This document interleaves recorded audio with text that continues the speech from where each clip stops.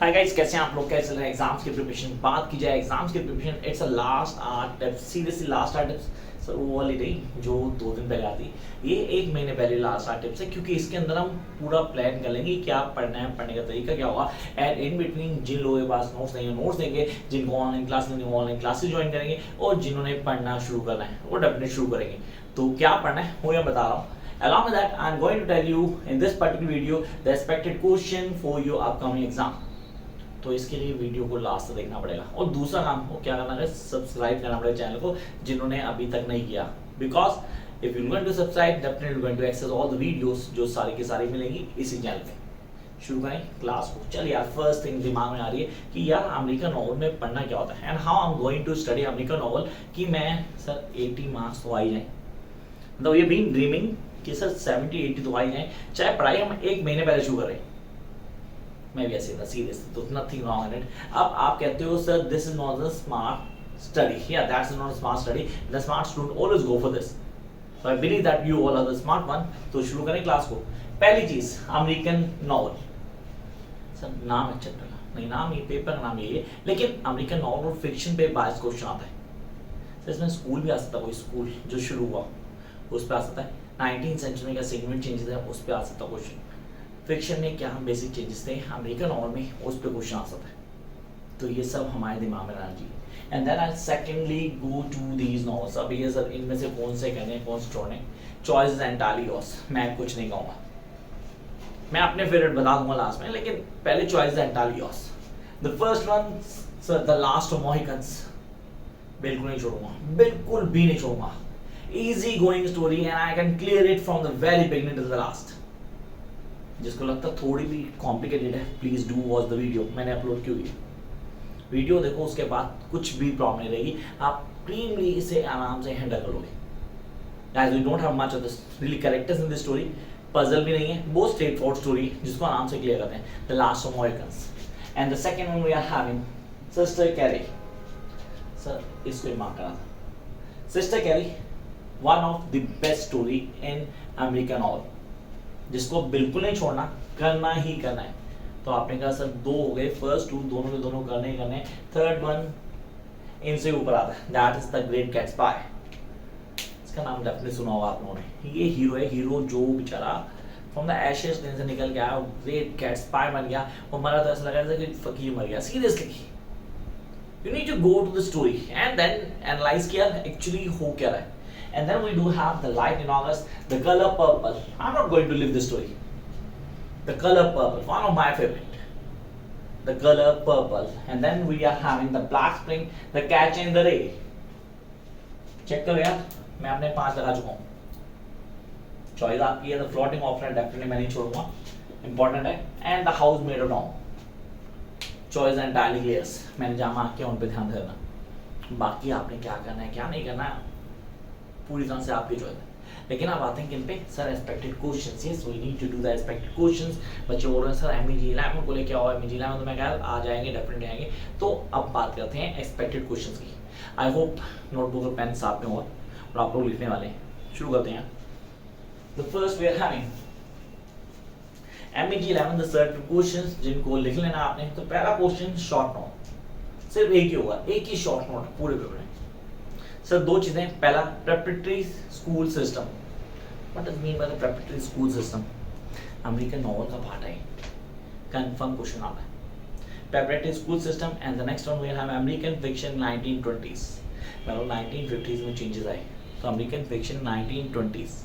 तो ये 2 short note है, सिर्फ एक ही क्वेश्चन है शॉर्ट नोट का। जब करते हैं नेक्स्ट वन पे, discuss and distinct feature of American novel. Discuss the distinctive features of American novel, how they been different from the other one, क्या फीचर्स हैं कुछ अलग तो हाईलाइट करना आपने। then we have the next one, what do you understand by the term the American Renaissance? Sir Renaissance, revolution sir, rebirth, कई चीज़ आते हैं Renaissance साथ हो। यहाँ क्वेश्चन अमेरिकन पे है, क्या तो what do you understand by the term American Renaissance? outline its major achievement, इसकी major achievements को हाईलाइट करना आपने। jump to the next part we are having, क्या तो what are the major thematic concerns?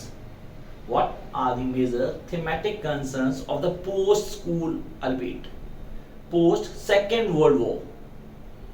Sir इस question को please on tip कर लेना, आई रिक्वेस्ट ऑन टिप करना इस क्वेश्चन को। कह रहा है what are the major thematic concern of the post second world war American novelist.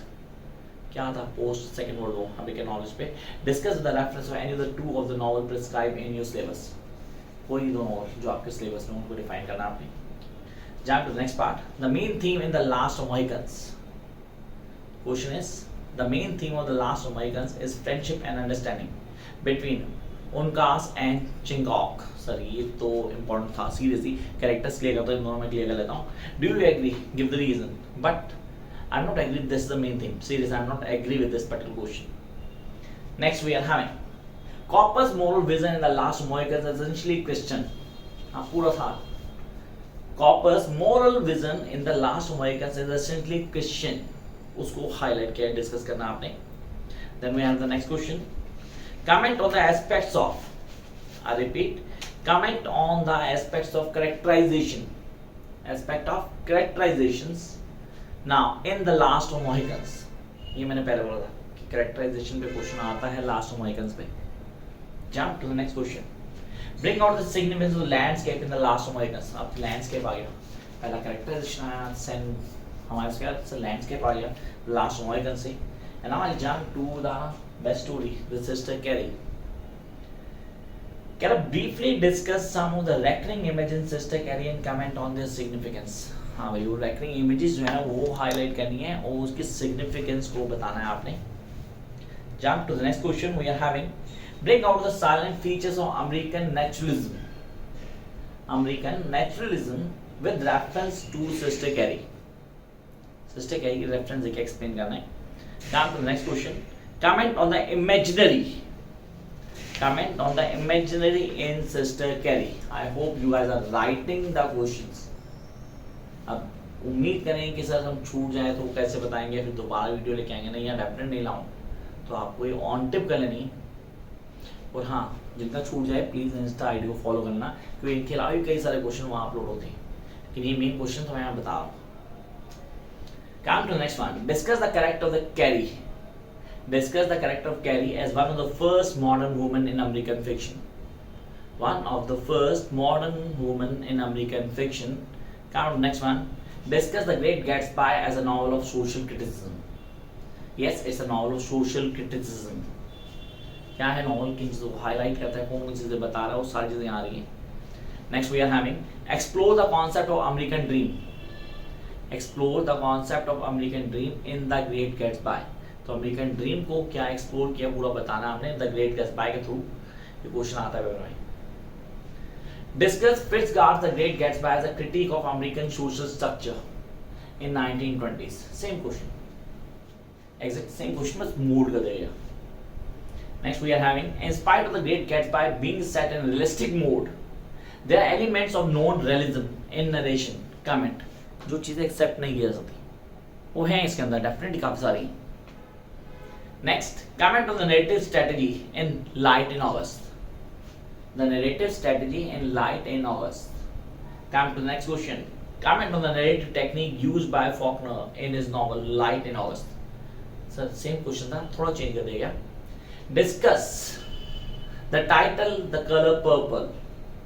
Discuss the title The Color Purple in relation to its theme. Color Purple की theme से उसके title को कंपेयर करके बताना हमें। जाओ next question. How does The Color Purple explore the issue of racial, sexual and class prejudice? I repeat the question. How does The Color Purple explore the issue of the racial, sexual and class prejudice?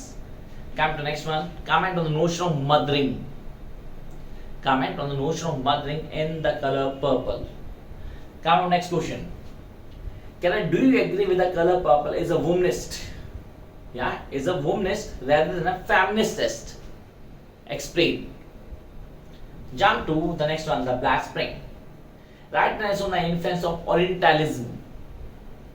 Write an essay on the concept of Orientalism of Henry Miller with a particular reference of Black Spring. अब Black Spring को यहाँ mention करना है और Orientalism क्या है उसके concept को मेंशन करना है। Come to the next question. Why does Miller characterize the world as schizophrenic?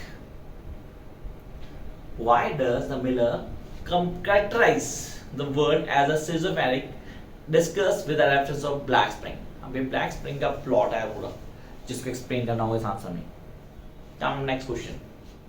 Give a critical estimation of the character of Holden Caulfield in The Catcher in the Rye. जब करेंगे next पे The Catcher in the Rye. Sir protagonist है, इसके character संबंध है. Again it's a psychoanalytical play. Comment on the theme of the personality of J.D. Salinger, The Catcher in the Rye. The Catcher in the Rye. Critically analyze the character of Copper Hofield. Again वही question आ गया, same कुछ अलग नहीं था हमारे पास. Narrative technique पे इस पे क्वेश्चन आ सकता है, डेफिनेटली आ सकता है. Discuss the narrative technique that was being used in The Catcher in the Rye. Jump to the next one, The Floating Opera, a good story. Can I bring out the postmodernist features in The Floating Opera? The postmodernist features. Come next one. How does The Floating Opera portray the predicament of the human life in mid 20th century America? किन चीज़ों को predict करता है, कैसे बताता है, क्या क्या चीज़ें हाईलाइट करता है, वो सारे हमें बतानी है. Next one. Discuss the floating offer as a modern novel. या इट्स अ मॉडर्न नॉवल. अब उस पर डिस्कस करना है, कमेंट करना है. यहाँ मैं प्लॉट का यूज करूंगा बहुत अच्छे से सिग्निफिकेंट वे में.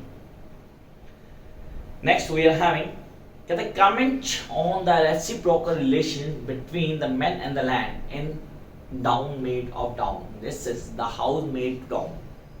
Come next one. Search the identity in the central theme of Scott Marmaday's novel House Made of Down. Second last question we are having. How does a house made of down portrays the crisis of identity for the American Indians? How does a house made to down portrays the crisis of identity for the American Indians? Discuss. And the last question we are having. Comment on the reciprocal relationship between men and the land in a house made to down. यानी ये question आपने लिख लिया. अच्छा, लिखने के बाद आप करना क्या स्ट्रेटजी होगी, कैसे पढ़ेंगे, क्या ये क्वेश्चन करने के बाद is more than enough to crack the paper? Yes, definitely you going to crack the paper easily. सिर्फ जो मैंने यहाँ पे बताए हैं उनको ऑन टिक कर लेना, सारे करने की जरूरत नहीं है. जो मार्क के उनको करो, उनसे रिलेटेड क्वेश्चन को अच्छे से कर लो. कोई दिक्कत आती है कमेंट बॉक्स में आओ. Those are interested to get notes, पीछे नंबर दिया गया. You can join online classes जो चल रही हैं ऑलरेडी, उनको ज्वाइन कर सकते हैं and crack the paper easily. Till then keep watching, like, share, subscribe. All the best.